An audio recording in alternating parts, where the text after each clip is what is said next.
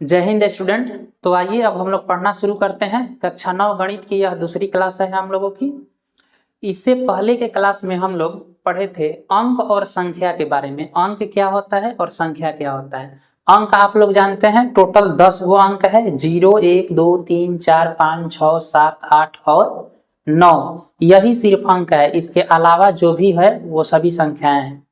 क्या सभी अंक को संख्या कह सकते हैं? तो जरूर कह सकते हैं। सभी अंक को संख्या कह सकते हैं, लेकिन सभी संख्या को अंक नहीं कह सकते हैं।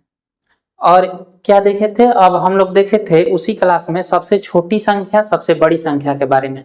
तो एक बार बताइए आप लोग, तो सबसे छोटी संख्या कौन सी है? एक अंक की सबसे छोटी संख्या, एक अंक के सबसे छोटी संख्या 0, एक अंक के सबसे बड़ी संख्या 9। उसी तरह से 2 अंक के सबसे छोटी संख्या 10, 2 अंक के सबसे बड़ी संख्या 99।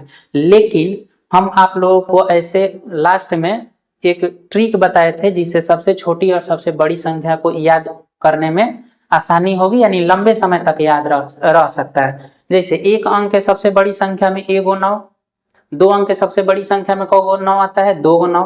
3 अंक के सबसे बड़ी संख्या तो 3 9 आएगा, तो 999 कहेंगे। 4 अंक के सबसे बड़ी संख्या 4 9 आएगा, 499 कहेंगे। उसी तरह से बताए थे कि 20 अंक के सबसे बड़ी संख्या में कौ 9 आएगा? तो 20 9 आएगा। अब 2 अंक के सबसे छोटी संख्या तो 1 पर 1 0। 5 अंक के सबसे छोटी संख्या क्या होगी? तो 1 पर 4 0, क्योंकि 5 पूछा है तो 1 कम करके 0 लगाना है। 1 शुरू में रहेगा, उसके बाद 4 0। आइए अब आज के क्लास में हम लोग पढ़ेंगे प्राकृतिक संख्या, पूर्ण संख्या, पूर्णांक, सम संख्या और विषम संख्या को। एक बार आप लोग स्क्रीन पर देख लीजिए, यहाँ पर शो हो रहा होगा सबका अंग्रेजी में क्या क्या कहते हैं।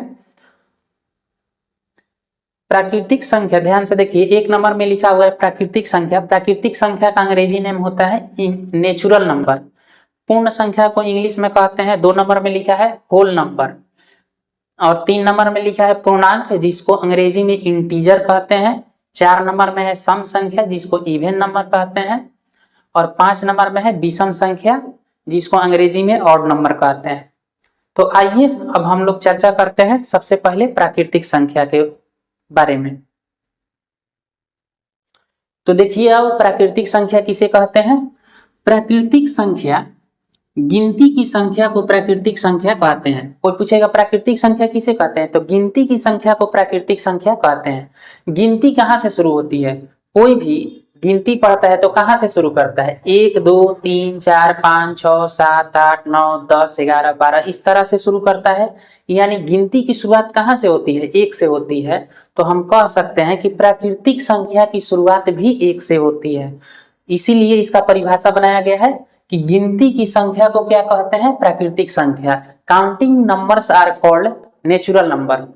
प्राकृतिक संख्या को अंग्रेजी में नेचुरल नंबर कहा जाता है। अब ध्यान से देखिए, प्राकृतिक संख्याओं के संग्रह को n से सूचित किया जाता है, कैपिटल N से सूचित किया जाता है। कैपिटल N से किसको निरूपित किया जाता है? तो प्राकृतिक संख्याओं को। अब यहाँ पर लिखे हैं कैपिटल N बराबर, अर्थात क्या लिखे हैं? प्राकृतिक संख्या बराबर कौन कौन सी संख्याएं हैं? 1 2 3 4 5 6 7 8 9 10 11।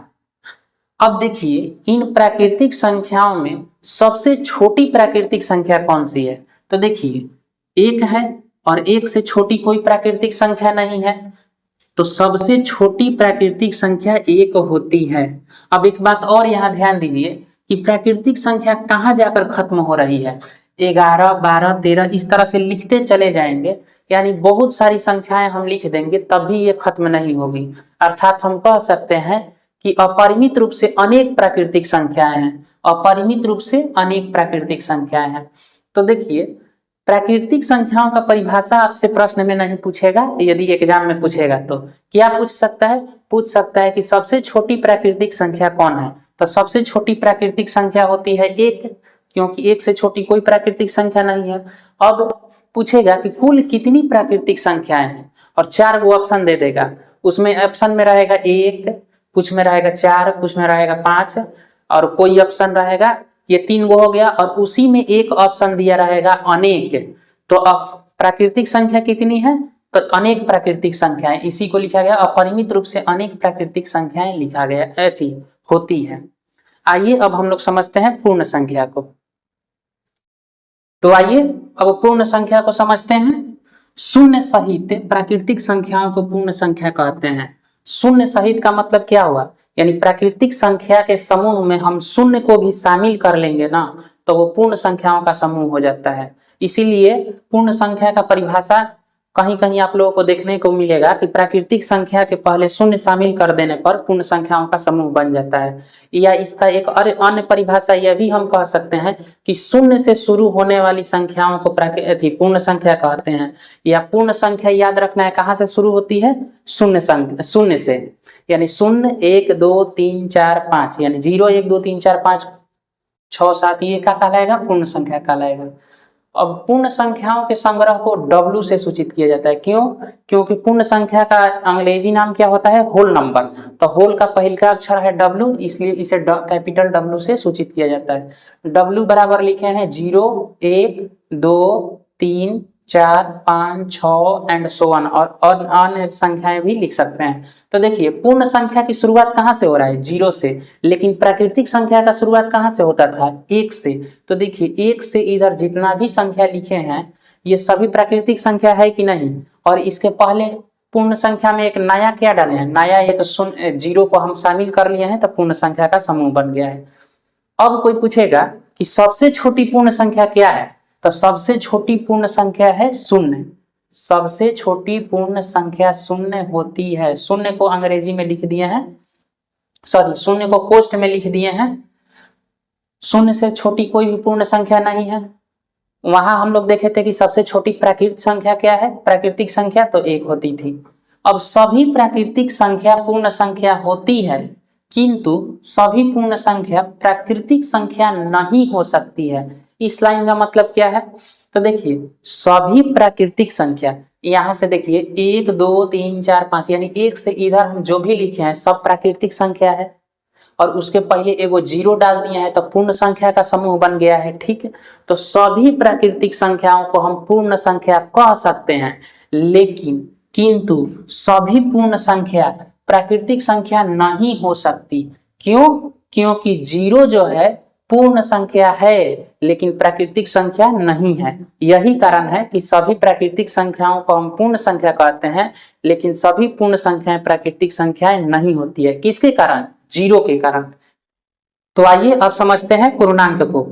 पूर्णांक क्या है, तो देखिए ऋणात्मक प्राकृतिक संख्याएं शून्य और धनात्मक प्राकृतिक संख्याएं पूर्णांक कहलाती है। इसका मतलब क्या होगा, आप समझिए। कोई भी संख्या होगा, मान लेते हैं कि a एक संख्या है, चाहे छोड़ो a को, मान लेते हैं कि 7 एक संख्या है, और ये संख्या है, लेकिन इसके आगे हम पूछेंगे कि माइनस का साइन है कि प्लस का साइन है, तो यहाँ पर कुछ भी साइन नहीं दिखाई दे रहा है। तो जब किसी संख्या के आगे कोई साइन नहीं दिखा रहा हो तो समझ जाना चाहिए कि वहां पर प्लस का साइन छुपा हुआ है, और जिस भी संख्या के आगे प्लस का साइन है उसको धनात्मक संख्या कहते हैं, और जिस भी संख्या के आगे माइनस का साइन लग जाए उसको कहते हैं ऋणात्मक संख्या। तो देखिए यहाँ पर क्या कह रहा है कि ऋणात्मक प्राकृतिक संख्याएं शून्य और धनात्मक प्राकृतिक संख्याएं पूर्णांक कहलाती है। तो देखिए 1 2 3, लेकिन इसके आगे साइन लगा है -1 -2 -3, इसके आगे आएगा -4, उसके आगे आएगा -5 -6 -7, इस तरह से ये बढ़ते चला जाएगा। तो ये हो गया देखिए ऋणात्मक प्राकृतिक संख्या। और क्या लिखे हैं, शून्य, तो यहाँ पर लिखे हैं 0 यानी 0। उसके बाद है धनात्मक प्राकृतिक संख्याएं, तो देखिए 1 2 3 4 5, यही तो धनात्मक प्राकृतिक संख्याएं है ना। तो देखिए पूर्णांक में क्या क्या आता है, 3 गो चीज आता है, प्राकृतिक संख्या और शून्य और ऋणात्मक प्राकृतिक संख्या। इन तीनों को हम क्या कहते हैं, पूर्णांक कहते हैं। सिंपल मतलब यही है समझने का। अब ध्यान से समझिए, पूर्णांक के संग्रह को आई या जेड 2 लेटर से सूचित किया जाता है, आई या जेड से।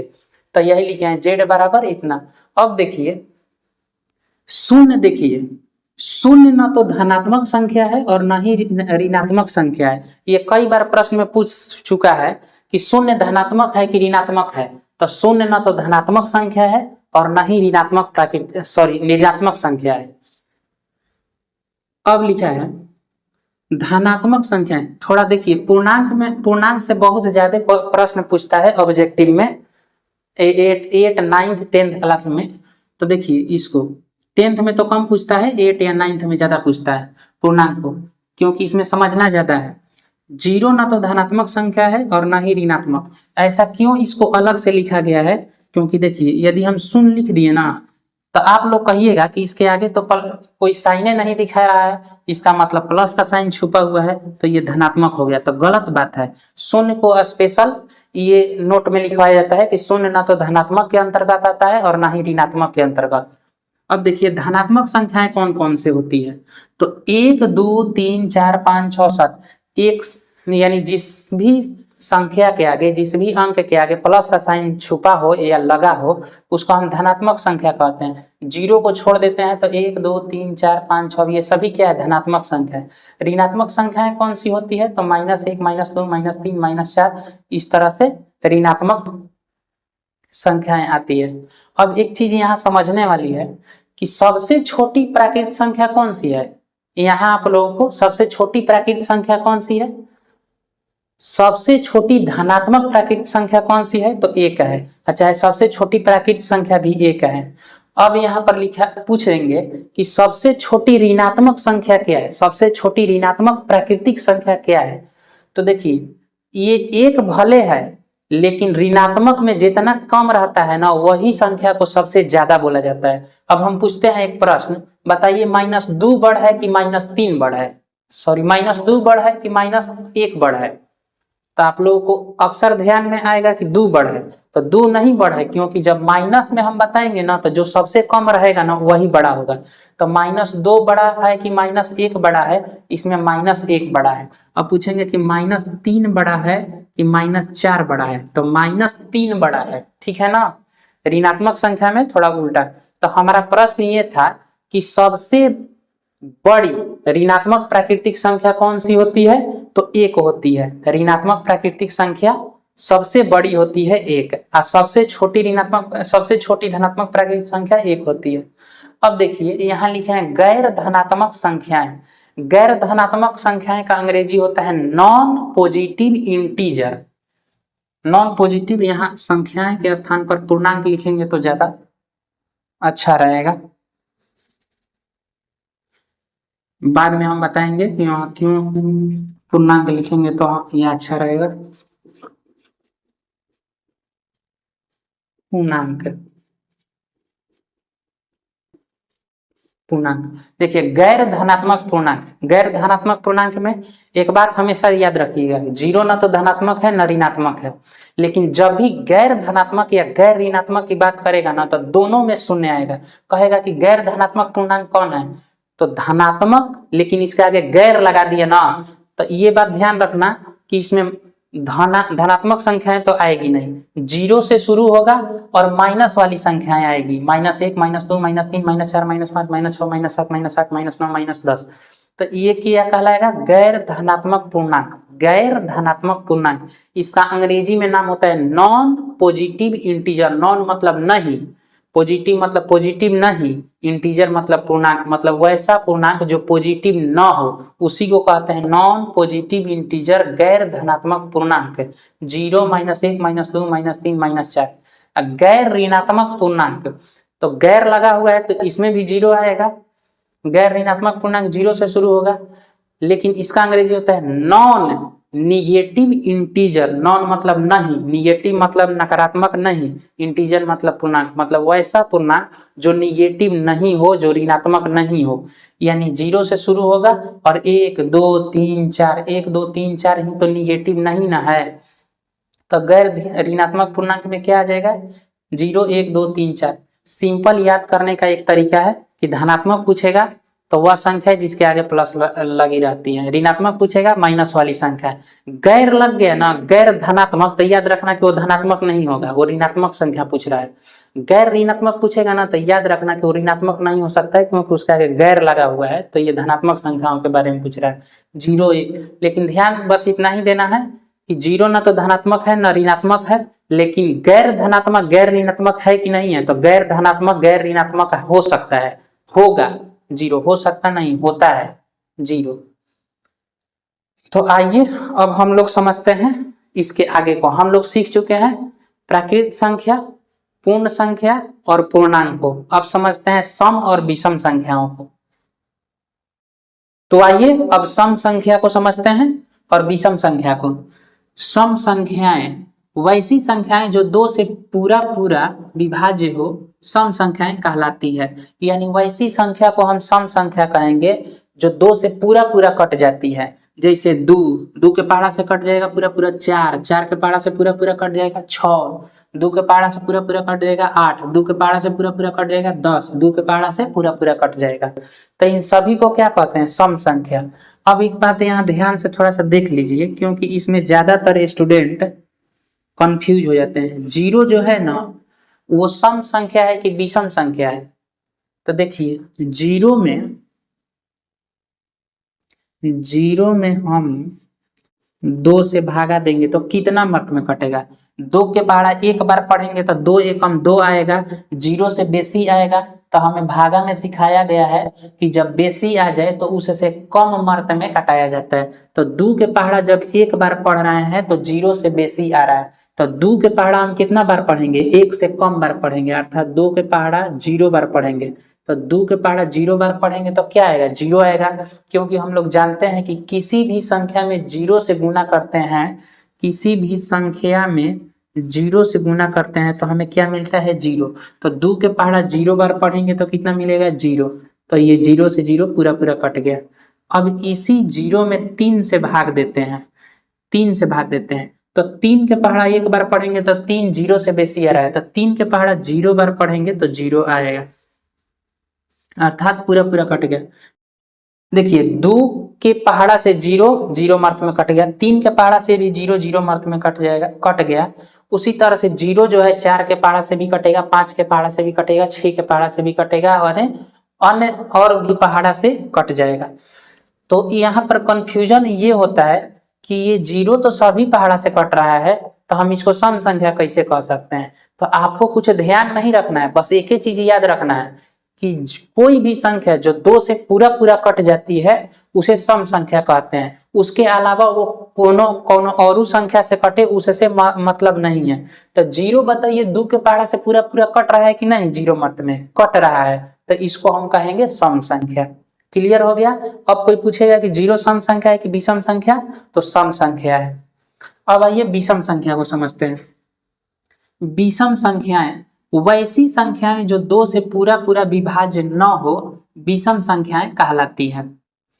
यानी वो संख्या जो 2 से भाग देने पर पूरा पूरा नहीं कटे उसको हम विषम संख्या कहते हैं। जैसे 1 में 2 से भाग देंगे तो पूरा पूरा कटेगा? नहीं कटेगा। 1 में 2 से भाग देंगे तो 2 एकम 2 बेसी आ गया 1 से, तो 0 मार्क में ले जाएंगे तो 1 बचेगा शेष। 2 के पहाड़ा से 3 में भाग देंगे तो 2 एकम 2, 3 में से 2 गया तो 1, शेष बच गया कि नहीं? 1। तो जो है 1, 3, 5, 7, 9, 11, 13, 17 ये जितनी भी संख्याएं आएंगी ये सभी विषम संख्या कहलाएगी, क्योंकि ये 2 से पूरा पूरा विभाज्य नहीं है। अब एक बात यहाँ ध्यान देना है, क्या कि सम संख्या में, अब देखिए सम संख्या विषम संख्या, इसको नोट में करके लिखना है, नोट में करके इसको पॉइंट कीजिएगा आप लोग। नोट में 3 चीज याद रखना है। क्या याद रखना है? कि सम संख्या में सम संख्या को जोड़ेंगे तो हमेशा और हमेशा क्या आएगा? हमें सम संख्या ही मिलेगा। जैसे 2 में 4 को जोड़ेंगे, 2 में 4 को जोड़ेंगे तो क्या है? अब यहाँ इसको हम कहाँ समझाएं? यहाँ पर समझा रहे हैं।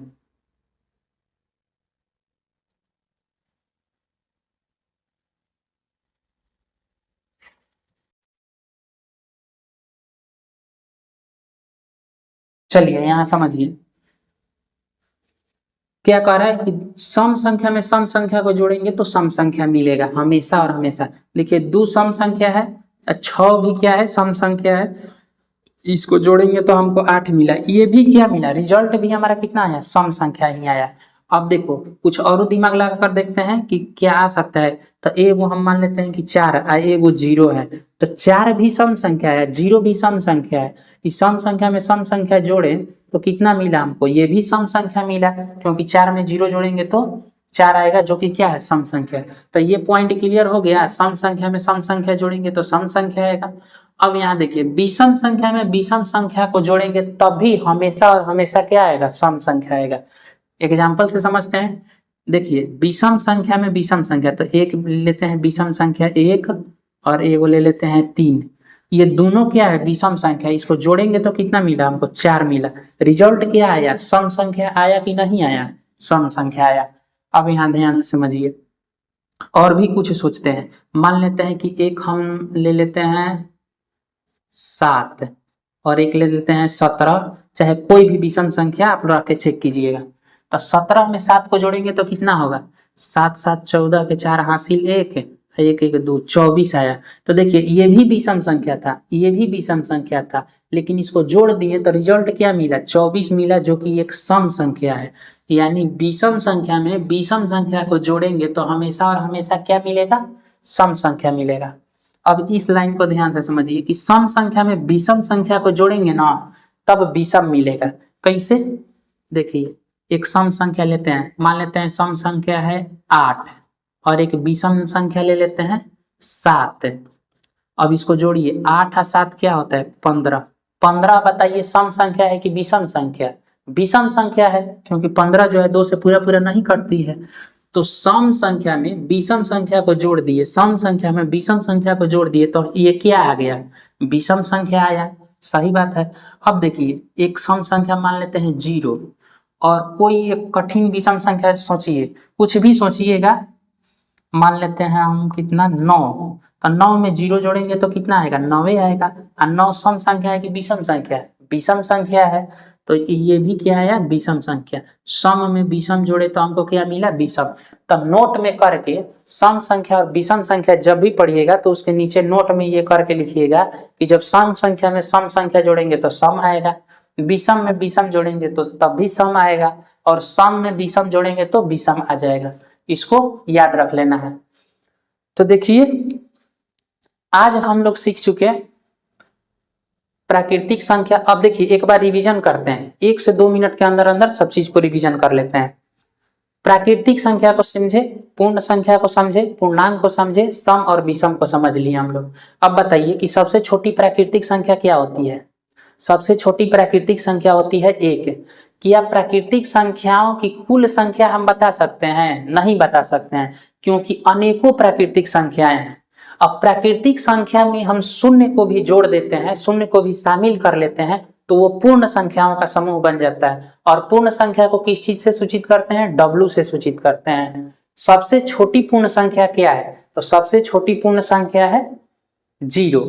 अब बताइए कि क्या कुल पूर्ण संख्याओं को हम बता सकते हैं कि कुल कितनी पूर्ण संख्याएं हैं, नहीं बता सकते हैं, क्योंकि ये भी अपरिमित रूप से अनेक पूर्ण संख्याएं हैं। अब इसके बाद हम लोग पढ़े हैं पूर्णांक को।